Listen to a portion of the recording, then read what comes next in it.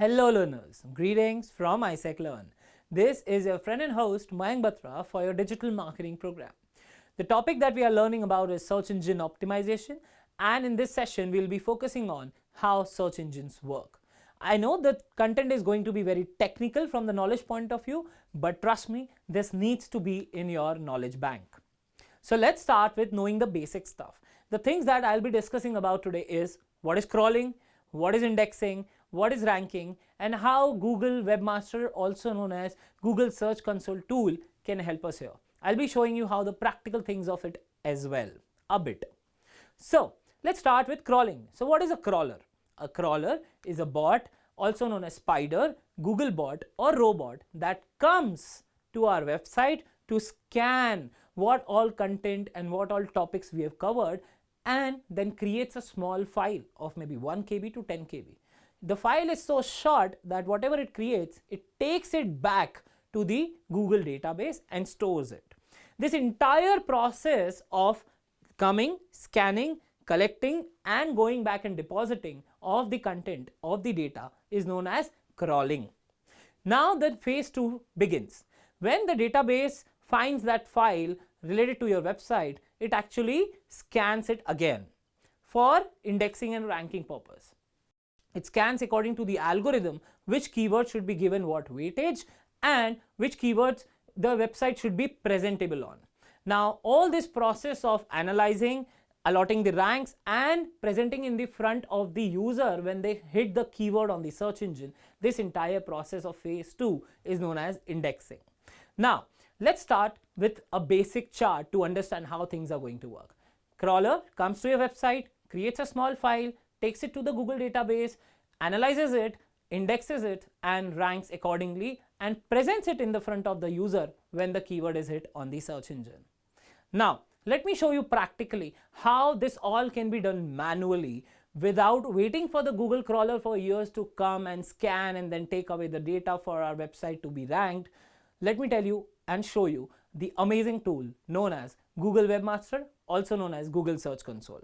This is the lifeline tool for SEO because here you can fetch, scan, rank, index your website and list it on the search engine results page whenever you need. If you have made any updates, like 3 days after you have made an update, you can again rescan it and reindex it and the updated content will be showcased on the SERP. The practicals, here we go.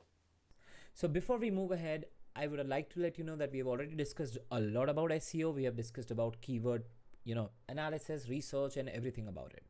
So let's understand how this entire process of search engine works, how the Google as a search engine presents the right listings in front of you and how you can leverage this knowledge to rank your websites up above on the list on those keywords. So let's go ahead and understand how exactly this works. Now guys, as you can see right in front of your screens, there is a beautiful image that explains how the entire analogy of a search engine. I would like to focus first on the crawler that is right in front of you. This crawler is also known as a spider, a bot, a robot, or maybe Google bot. I would like to call it as a crawler. So this crawler comes to our website, visits our web pages, and the first most thing that crawler needs on any website is A, sitemap.xml file and B, robots.txt file that we have already covered in our previous sessions. So sitemap.xml can be created by n number of tools online, especially from small SEO tool, one of my favorite tool. You can create and generate a small SEO tools can help you generate sitemap.xml file, or if you are a WordPress website owner, you can easily generate or connect sitemap through a plugin known as Google Site Kit. Just go ahead into the plugin section and type add new and search for Google space site space kit. Once you apply it and connect your Gmail account with your Google Search Console, automatically all the sitemaps will be linked. And still, if you need another way to connect your WordPress website with your search engine console or for sitemap purposes, you can also download Yoast SEO or AIO SEO, that is all-in-one SEO.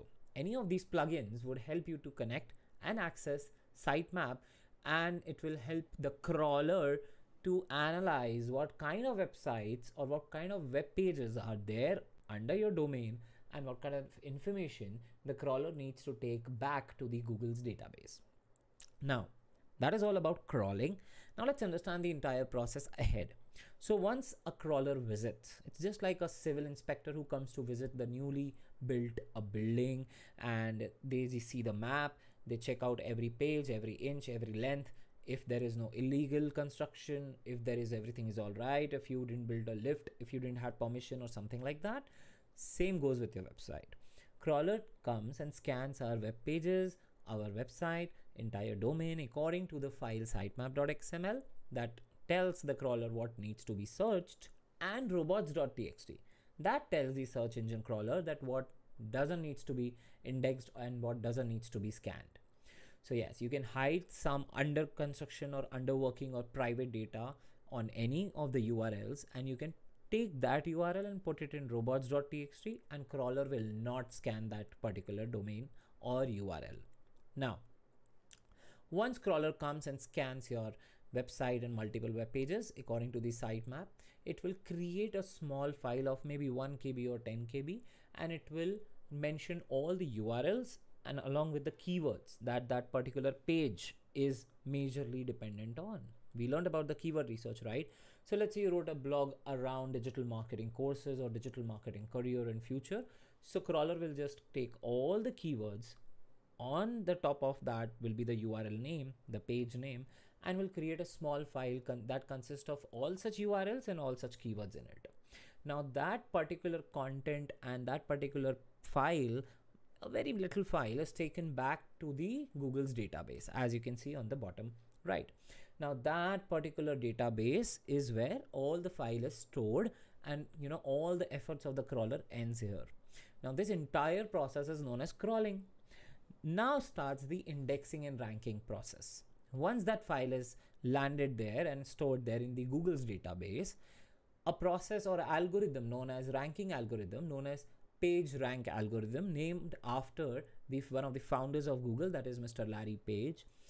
That algorithm weighs your pages on those keywords and sees what kind of valuable content or relevant content or friendly content you have mentioned in that particular URL based on those keywords, and what exactly rank should be allotted to that particular page, and it is just a rank allotment happens here. The moment rank allotment happens here, now Google database is ready to throw your listing in front of the user when that particular keyword is being displayed or searched on the search engine. That is why, my dear friend, whenever I type four-wheeler insurance or Mayank Batra or AISECT University or digital marketing, I get millions of listings within a few seconds. Let me show it to you right away. Let's say I'm typing Mayank Batra right away. I just got within like 12,50,000 listings in half a second, like 0.6 seconds, and all the details about me are right here in front of you. Let's say I just wrote AISECT University or just AISECT. 7,69,000 results in just 0.37 seconds. I mean, that is insane. Why this AISECT.org website is on the top? Because firstly, it is crawled nicely. The content is highly relevant. The people who are landing on this page are finding it relevant, and they are actually spending more and more time here. Yes, this is one of the most important metrics that you need to understand, that if some audience is coming from various means, let's say Facebook ad, Twitter ad, LinkedIn ads, Google ads, or maybe some third-party blogs or referrals, and they are landing on my page through forums, through blog comment section. I don't care what kind of links you are throwing on Telegram group, but if people are coming on your website, they are spending some time on your website, and Google has an eye on your website. Google is watching everything. If they're spending more and more time, Google will acknowledge that time spent of each user as that user is finding your website and content on your website highly relevant. When Google recognizes it, Google puts your rank up on the top, or maybe just improves some ranks. Let's say you were first ranked on page number 3 on that keyword, and now you're on 2, and then you're on 1, and gradually you're increasing your rank on that specific keyword. Now, what does this mean? This means if I search, let's say, University in Bhopal, Is AISECT.org gonna come on the top? No. A blog from university.career360 is gonna rank on the top. There are some organics listings and by Google itself in the Google's format. Then there is Just Dial, then there is BU Bhopal, then there is MPU, then there is collegesindia.net, and at some level we might have AISECT.org if we have created a content around or maybe a page optimized around this specific keyword. Now, what is the learning from this? A, people are not landing or maybe not finding the AISECT.org homepage relevant when they're typing this keyword. They are visiting multiple websites, especially this one, which is getting the top rank, and Just Dial, which is getting the second rank. Now guys, we really need to understand this, that if we want our listing here, we need to research these keywords just like we have learned in the previous module, and we need to create highly relatable content on this. And yes, if we are expecting some good organic ranking that will give us and garner organic traffic, we also need to generate a lot of third-party traffic, maybe from ads, maybe from Telegram, maybe from forums, maybe from referrals, maybe from affiliates, maybe from your family WhatsApp group, I don't know. But highly relevant traffic needs to be generated to prove it to search engine that if people are coming to me, I have a lot of valuable content, my dear friend. So just like a restaurant is open in the middle of the night, people will only come if you have your food or chef, everything in place. But if you don't have anything that is relevant to the users, they're not going to stop at your restaurant, right? They're hungry in the middle of the night. So this is the perfect example that you need to understand. Create a website, a content-based website, and create so relatable content, such a relevant content that people love to stay on your website. Now, first things first, that what if you have an e-commerce website? Apart from relevancy, and you will have some shortage of content, of course, in the e-commerce website. So apart from relevancy and shortage of content, there is one important thing that you need to focus on is buyer's interest. So your conversion rate should be very good. Of course, you have to run ads to boost your e-commerce sales like Amazon does. They run a lot of advertisements, like millions of dollars spent every month. But my dear friend, they have a very good buyer's interest. Their buyer's journey is amazing and people buy from that website a lot. And of course, let me repeat, every search engine like Google keeps an eye on it. If buyers are, people are buying more and more through your website, and if it is listed on Google, if it is indexed on Google and crawled by the crawler, my dear friend, Google will recognize you, that website, and will surely put your website on the top. Let's say I wrote Nike shoe. Check it out. Nike's website, of course, is going to be on the top, but I'm pretty sure on the first page there would be our e-commerce, brands like Flipkart, Myntra, Ajio, and Amazon. So the top 4 and 5 slots are very, tedious. According to the algorithm, they keep on rolling up and down. So let me just tell you the DNPA of these websites if we have available.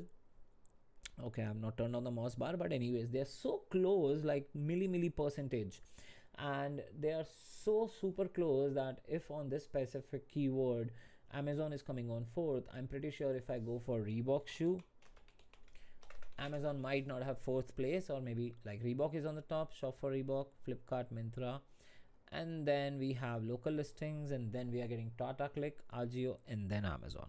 So you see now Amazon just got decreased from 4 to 6 or 7 because now Reebok has more relevant listings compared to any other e-commerce website. Even shop for Reebok has the main Reebok keyword in the URL, in the title, in the meta description and page and everything. So shop for Reebok is also coming on the top. Not just technical SEO is good, but also highly relevant traffic is there, and it has been proven out there. Now guys, it could be content website, it could be e-commerce website. You can create a beautiful relevant content, you can create a lot of relatable content, and it's like people are coming. But just one silly mistake like buying third-party or spamicious traffic, or maybe buying backlinks, can actually crush everything. So try to gain a lot of backlinks, but healthy ones and relevant ones, and from where you will get highly relevant traffic that stays on your website. Don't try to generate backlinks like, okay, I have a shoe selling website, let's go and generate backlinks on a forum where people are talking about let's say babies or women, and I think I'm selling a lot of shoes related to sports, that too targeting men or maybe some kind of other gender, and I'm talking about some cross gender over on some other websites. Don't do that. If traffic will come from that particular backlink and might not stay or spend some time or maybe finding your website irrelevant, Google is going to penalize you for the same, because you have a very bad source of traffic coming in that is finding your content irrelevant. Okay, so make sure your servers are good, your content is good, your domain age is good, your product image, product description, or blog images, videos, URLs integrated in it, internal URLs, external URLs, everything is superlatively optimized and at the end highly relevant. And if it is an e-commerce, then comes another end, that is buyers' interest should be more and more. You should be able to generate more sales in terms of convincing the search engine that okay, I am actually a good seller, okay, just by creating a good reputation or rapport in the eyes of search engine. All right, so now let's understand how the Google Webmaster, or also known as Google Search Console tool, works. I've already told you how to connect this beautiful tool with your website. Now I'm gonna present how the important parts of this website exactly are. So I'm just gonna type Google Search Console and go for it. There you go. And I'm gonna click on start. Now you have to connect your website before even getting the controls or data or everything around it, or inviting the crawler to your website, or getting your website indexed. The first things that you need to learn is there are various ways to connect the website. Google Sitekit, all-in-one SEO plugin, Yoast SEO for WordPress, and if it is not WordPress, just follow any one of these tools. Let's say I'm gonna try and attempt for AISECT.org.